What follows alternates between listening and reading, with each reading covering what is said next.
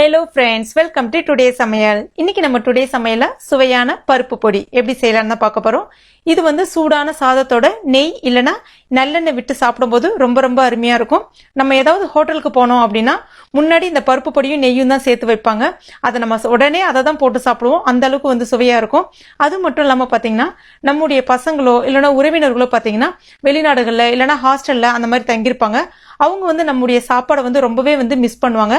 அந்த சமயங்கள்ல நீங்க இந்த பருப்பு பொடி அரைச்சு அவங்களுக்கு பேக் பண்ணி கொடுத்துட்டீங்க அப்படின்னா அவங்களுக்கு எப்பெல்லாம் தேவையோ இந்த மாதிரி வந்து சூடான சாதத்தோட நெய்யோ இல்லைன்னா நல்லெண்ணெயோ விட்டு சாப்பிட்டுக்கலாம்.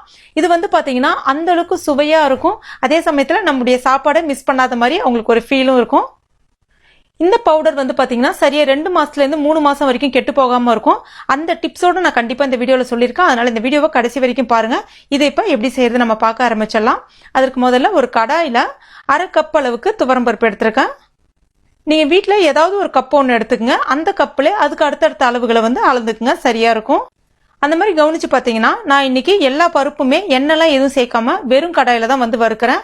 எதுக்காக அப்படின்னா எண்ணெய் சேர்த்து வறுத்தோம் அப்படின்னா அந்த பருப்பு பவுடர் வந்து ரொம்ப நாளைக்கு வராது. காரணம் என்னன்னு பாத்தீங்கன்னா அந்த சிக்கு வாடை, எண்ணெயோட சிக்கு வாடை வர ஆரம்பிச்சிடும். அதனால எண்ணெய்லாம் எதுவும் சேர்க்காம இந்த மாதிரி வறுத்துக்குங்க. அந்த மாதிரி ஃபாஸ்டா வந்து ஸ்டவ் வச்சு வறுக்க கூடாது. மிதமான தீயில வச்சு வறுக்கணும். மிதமான தீயில வச்சு வறுபடும் போது அந்த பருப்பு நல்லா வறுபட்டு நல்ல சூப்பரா இருக்கும். அப்புறம் முக்கியமா எல்லா பருப்புமே ஒரு சேர போட்டு வறுக்க கூடாது. ஏன்னா ஒவ்வொரு பருப்பும் வந்து பாத்தீங்கன்னா ஒரு சைஸ்ல இருக்கும். அதனால வெவ்வேறு நேரத்துல வந்து வறுபடும். அதனால தனியா வறுக்கிறது ரொம்ப சரியா இருக்கும். இப்ப பாருங்க, நல்ல சிவக்க வறுத்தாச்சு. அதே சமயத்துல கருகிடக்கூடாது.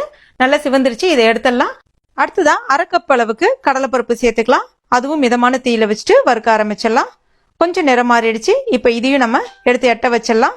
அதுக்கு அடுத்ததான் ஒரு 1/2 கப் அளவுக்கு பாசிப்பருப்பு எடுத்திருக்கேன். பாசிப்பருப்பு மிதமான தீயில வச்சு வறுத்தலாம். இதுவும் கொஞ்சம் நிறம் மாறி வந்த பிறகு இதுவும் நம்ம எடுத்து எட்ட வச்சிடலாம். அதுக்கு அடுத்ததா பாத்தீங்கன்னா உளுந்து பருப்பு எடுத்திருக்கேன். நீங்க கருப்பு உளுந்து கூட நீங்க பயன்படுத்திக்கலாம், ரொம்ப ரொம்ப நல்லது. உளுந்து பருப்பு 1/4 கப் அளவுக்கு எடுத்திருக்கேன். அதாவது மற்ற பொருட்கள் எல்லாமே வந்து பாத்தீங்கன்னா 1/2 கப்னா உளுந்த பருப்பு மட்டும் அதுல வந்து 1/4 கப் எடுக்கணும். இதுவும் மிதமான தீயில வச்சுட்டு கொஞ்சம் சிவக்க வறுத்துக்கலாம். அதுக்கு அடுத்ததா கடாய் நல்ல ஹீட்ல தான் இருக்கு. இப்ப இதுல 1/2 கப் அளவுக்கு பொட்டுக்கடலை, அதாவது உடச்ச கடலை சேர்த்துக்கலாம். உடச்ச கடலை ரொம்ப வறுக்கணும் அப்படிலாம் கிடையாது. அந்த ஹீட் ஏறினா மட்டுமே போதும். இப்ப இதுவும் நல்லா ஹீட் ஏறிடுச்சு. இதுவும் நம்ம வேற ஒரு பிளேட்டுக்கு மாத்திடலாம். இப்ப இதுல ஒரு 1/2 ஸ்பூன் அளவுக்கு சின்ன ஜீரகம் சேர்த்துக்கலாம். சின்ன ஜீரகம் கொஞ்சம் வெடிபட ஆரம்பிச்ச பிறகு அதுவும் நம்ம வேற ஒரு பிளேட்ல எடுத்து எட்ட வச்சுக்கலாம்.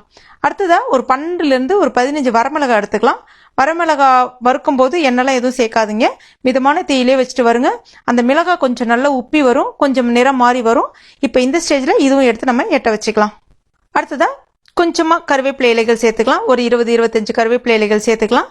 கருவேப்பிலை இலைகள் அதனுடைய அந்த பச்சை இது எல்லாமே போயிட்டு, அதாவது அதனுடைய ஈரப்பதம் எல்லாமே போயிட்டு கையில வச்சு நசுக்குனீங்க அப்படின்னா நல்லா மொருவலா ஆகணும். அந்த மாதிரி பாத்துங்க.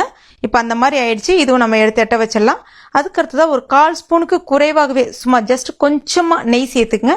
நெய்க்கு பதிலாக நல்லெண்ணெய் கூட சேர்க்கலாம் இதுல. இப்ப இதுல ஒரு 10 பல்ல அளவுக்கு பூண்டு தோல் உரிச்சிட்டு நல்லா நசுக்கி வச்சிருக்கேன். இல்லைன்னா பொடிசா கூட கட் பண்ணிக்கலாம். அதையும் இது கூட சேர்த்துக்குங்க. அந்த பூண்டுல இருக்கக்கூடிய அந்த ஈரப்பதம் போற அளவுக்கு இதை வறுத்துக்குங்க. அதாவது ஈரப்பதம் இருந்துச்சுன்னா அந்த பவுடர் வந்து கெட்டு போயிடும். அதனால ஈரப்பதம் போற அளவுக்கு நல்லா வறுத்துக்குங்க. நல்ல நிறம் மாறணும். இப்ப பாருங்க, நல்ல நிறம் மாறிச்சு. அந்த ஈரப்பதமும் போயிடுச்சு. இப்ப இதை நம்ம எடுத்து எட்ட வச்சிடலாம். அதுக்கு அடுத்ததான் ஸ்டவ்வை கம்ப்ளீட்டா சிம்ல வச்சிருங்க. இப்ப இதுல உப்பு சேர்த்துக்கலாம். கல் உப்பு சேர்க்கிறேன். உப்பு எதுக்காக நம்ம வறுத்துட்டு சேர்க்கிறோம் அப்படின்னு பாத்தீங்கன்னா இது மட்டும் இல்ல, எந்த பொடியா இருந்தாலும் சரி, இட்லி பொடி, சாம்பார் பொடி, குழம்பு மிளகாய் பொடி நீங்க அரைக்க போறீங்க அப்படின்னா கொஞ்சமா உப்பு எடுத்துக்கங்க. இந்த மாதிரி வறுத்துட்டு நீங்க அந்த உப்பை வந்து மிக்சிலயோ இல்லைன்னா மிஷின்லயோ கொடுத்து, அதாவது அந்த பவுடரோட சேர்த்து அரைக்கிறீங்க அப்படின்னா அது உங்களுக்கு 6 மாசம் ஆனாலும் கெட்டு போகாது. உப்பு கலந்த எந்த ஒரு பவுடர் வகையா இருந்தாலும் சரி உங்களுக்கு வந்து பூச்சி வண்டு எதுவும் வராம இருக்கும். அதுக்காக தான் நம்ம உப்பு வந்து வறுத்துட்டு சேர்க்கிறோம். அது மட்டும் இல்லாம அந்த ஈரப்பதத்தையும் அது வந்து உறிஞ்சிரும், அந்த ஹீட் வந்து. அதுக்காக தான் இப்ப உப்பு வந்து 1 நிமிஷத்துக்கு வறுத்துக்கிட்டேன். இப்ப இதுலயே நம்ம பெருங்காய பொடி சேர்த்துக்கலாம். பெருங்காய பொடி 1 ஸ்பூன் அளவுக்கு பெருங்காய பொடி சேர்க்கிறேன். பெருங்காய பொடி சேர்த்த உடனே ஸ்டவ் ஆஃப் பண்ணிடுங்க. எதுக்காகனா அந்த வானல் ஹீட்லயே வந்து அந்த கொஞ்சம் சூடேறினா மட்டும் போதும். இல்லைன்னா பெருங்காய பொடி கருகி போயிடும். கருகிடுச்சுன்னா நல்லா இருக்காது. ஜஸ்ட் கொஞ்சம் ஹீட் ஏறின உடனே நீங்க அந்த வேற ஒரு பிளேட்டுக்கு மாத்தி வச்சிருங்க. அவ்வளவுதான். இப்ப இது எல்லாமே ரெடியா இருக்கு. இது நல்லா ஆற வைக்கணும். இல்லைன்னா வந்து நீர் விடுற மாதிரி ஆயிடும். அதனால நல்லா கம்ப்ளீட்டா ஆறின பிறகு நம்ம ஒரு மிக்சி ஜார்ல சேர்த்துட்டு அரைச்சிட வேண்டியதான். நல்ல நைஸான பவுடரா அரைச்சிக்கங்க. அப்பதான் சூப்பரா இருக்கும். சில பேருக்கு இந்த இடத்துல வந்து பாத்தீங்கன்னா பொட்டுக்கடலை ஃபிளேவர் ரொம்ப பிடிக்கும், கொஞ்சம் அதாவது மாவு மாதிரி இருக்கணும் அப்படின்னா இன்னும் ஒரு 2 டேபிள் ஸ்பூன் அளவுக்கு நீங்க பொட்டுக்கடலை அதாவது உடச்சக்கடலை எக்ஸ்ட்ரா சேர்த்துக்கலாம். இதுல எல்லா அளவுகளுமே பாத்தீங்கன்னா நீங்க 1 கப் எடுக்கிறீங்க சராசரியா உங்க வீட்டுல அப்படின்னு பாத்தீங்கன்னா உளுந்த பருப்பு மட்டும் 1/2 கப் எடுத்துக்கங்க, அவ்வளவுதான். மற்றது எல்லாமே 1 கப், இது மட்டும் 1/2 கப். சின்ன ஜீரகம் மட்டும் 1 ஸ்பூன் இல்லைன்னா 1.5 ஸ்பூன் அளவுக்கு தாராளமா சேர்த்துக்கலாம். அவ்வளவுதான், நம்முடைய சுவையான பருப்பு பொடி ரொம்ப ரொம்ப அருமையா ரெடி ஆயிடுச்சு. இது நல்ல ஹோட்டல் ஸ்டைல் சுவையிலே அந்த அளவுக்கு அட்டகாசமா இருக்கும். ஃப்ரெண்ட்ஸ், கண்டிப்பா இதே மெத்தட்ல நீங்க உங்க வீட்டுல ட்ரை பண்ணி பாருங்க. இந்த பவுடர் நல்லா ஆற வச்சுட்டு ஒரு ஏர்டைட் கண்டெய்னர்ல ஸ்டோர் பண்ணி வச்சுக்கோங்க. சூடான சாதத்தோட நெய்யோ இல்லைன்னா நல்லெண்ணெய் கலந்து சாப்பிடும்போது அந்த அளவுக்கு நல்லா இருக்கும், ஆரோக்கியமும் கூட. அது மட்டும் இல்லாம வெளியூர்ல இருக்கக்கூடிய நம்முடைய உறவினர்களோ நண்பர்களோ யாராவது இருந்தாங்க அப்படின்னா இதை தாராளமா நீங்க செய்து கொடுத்து அனுப்புங்க.